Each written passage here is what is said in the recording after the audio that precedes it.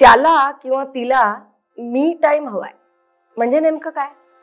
Space हवी आहे म्हणजे नेमकं काय? आपण सतत एकमेकांच्या सोबत असलो तरच आपलं एकमेकांवरचं प्रेम सिद्ध होतं असा गैरसमज तर नाही तुमचा? एखाद्याला स्पेस द्यायची असते तर ती का द्यायची असते याच्या मागे काही कारणं असतात. ज्या वेळेला प्रत्येक जण स्वतःचं व्यक्तिमत्व जपण्यासाठी धडपडत असतो, झगडत असतो, त्याच वेळेला या स्पेसची आवश्यकता असते.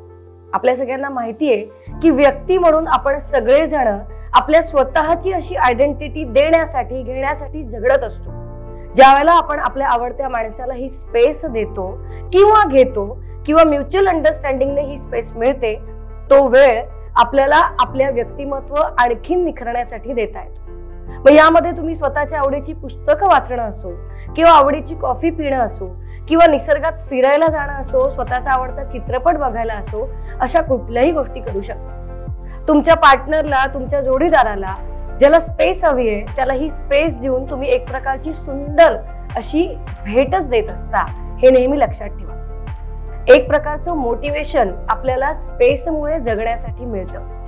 मी टाइम, मी माझ्यासाठी दिलेला वेळ हा मी माझ्या पुढच्या आयुष्याचं व्यवस्थापन करण्यासाठी कसा देऊ शकतो यासाठी ही स्पेस महत्वाची.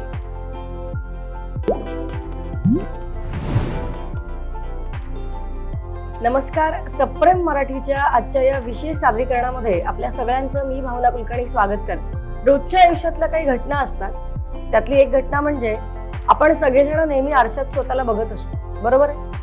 आपल्या आजूबाजूला जेव्हा असंख्य लोकांची गर्दी असते आणि त्या गर्दीमध्ये आपण हरवलेलो असतो, अशा वेळेला जर आपल्याला आरशात बघायचं असेल तर काय करावं लागेल?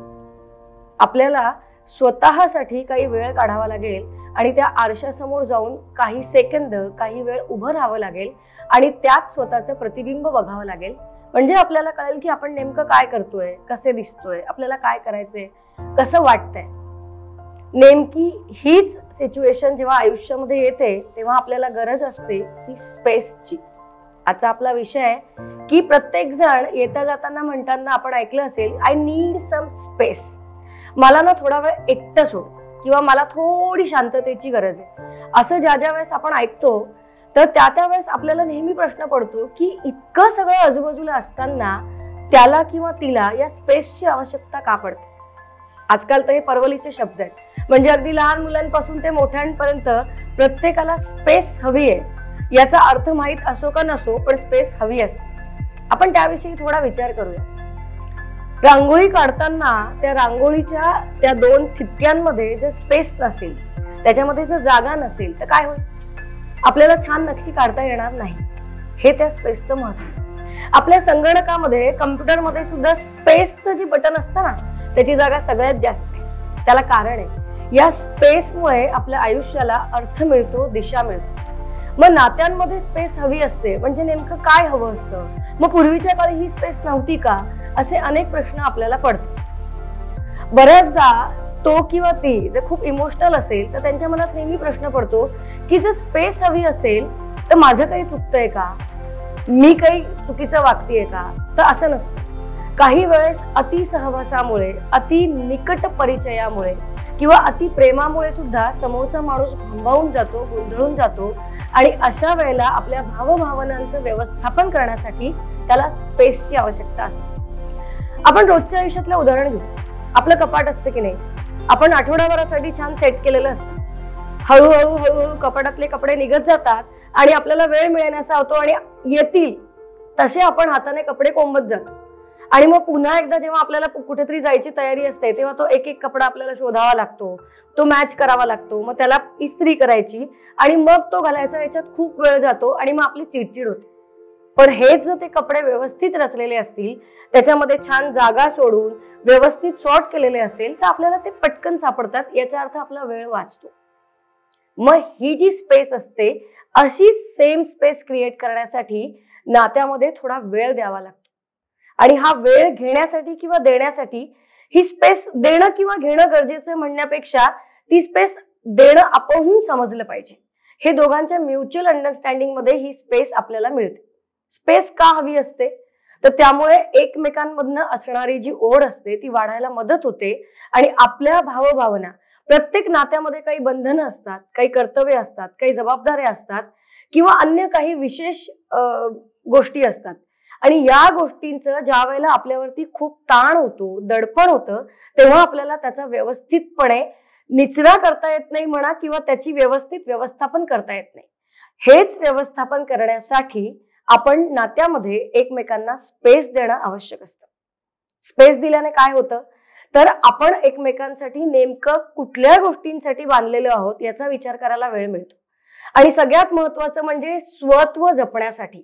आपण कितीही एकमेकांच्या अखंड प्रेमात असलो तरी ज्या वेळेला आपण एकमेकांना स्पेस देतो त्यावेळेला आपल्याला एकमेकांच्या आवडीनिवडी जपता येतात. आणि ज्या वेळेला आपल्याला एक व्यक्ती म्हणून व्यक्ती स्वातंत्र्य मिळतं त्यावेळेला आपलं व्यक्तिमत्व जास्त चांगल्या पद्धतीने त्याला झळाळी येते. आणि म्हणून एकमेकांना स्पेस देणं अत्यंत आवश्यक असतं.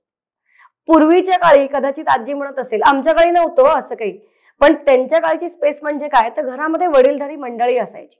त्यामुळे बऱ्याचदा काही वेळेस एकमेकांचा राग आला, रुसवा फुगवा असेल तरी मौन बाळगावं लागायचं आणि प्रत्येक जण आपापल्या खोलीत असायचं. अशा वेळेला ही स्पेस त्यांना आपसूक मिळायची आणि मग नेमकं नात्यात कुठे चुकतंय, कोणाचं चुकतंय, मी काय बोलले काय नाही बोलले याचा विचार करायला वेळ मिळायचा. आजकाल आपल्याला स्पेस देण्यासाठीच वेळ नाहीये, म्हणून खास स्पेस देण्यासाठी वेळ काढावा लागतो. आपण दुसऱ्या अर्थाने असं म्हणू शकतो का की थोडा पॉज गरजेचा आहे. आयुष्य सुरळीतपणे जाण्यासाठी आणि आपल्याला क्वालिटी टाइम स्पेंड करण्यासाठी किंवा देण्यासाठी हा पॉज अत्यंत महत्वाचा आहे. म्हणूनच आजकालच्या जनरेशन मध्ये आपण जे म्हणतो की मग ते पालक मुलांचं नातं असेल किंवा तो आणि तिचं नातं असेल, नवरा बायकोचं नातं असेल किंवा गर्लफ्रेंड बॉयफ्रेंड असतील, या सगळ्यांनी एकमेकांना क्वालिटी टाइम देण्यासाठी, एकमेकांच्या आवडीनिवडी जोपासण्यासाठी आणि आपलं प्रेम आणखीन चांगल्या पद्धतीने व्यक्त करण्यासाठी, संवाद साधण्यासाठी हा स्पेस देणं अत्यंत आवश्यक आहे. तेव्हा एकमेकांना स्पेस नक्की द्या, जेणेकरून तुमचं एकमेकांबद्दलचं प्रेम आणि नात्यातला गोडवा आणखीन वाढेल. सप्रेम मराठीचा आजचा हा विशेष भाग आपल्या सगळ्यांना नक्की आवडला असेल. अशाच वेगवेगळ्या विषयावरचे व्हिडिओ जर तुम्हाला बघायचे असतील तर कमेंट बॉक्समध्ये नक्की कमेंट करा आणि आजचा व्हिडिओ तुम्हाला कसा वाटला याविषयी तुमची प्रतिक्रिया जरूर नोंदवा. आपल्याला व्हिडिओ आवडला असेल तर सप्रेम मराठी चॅनलला लाईक करा, सबस्क्राईब करा आणि शेअर करायला विसरू नका. धन्यवाद.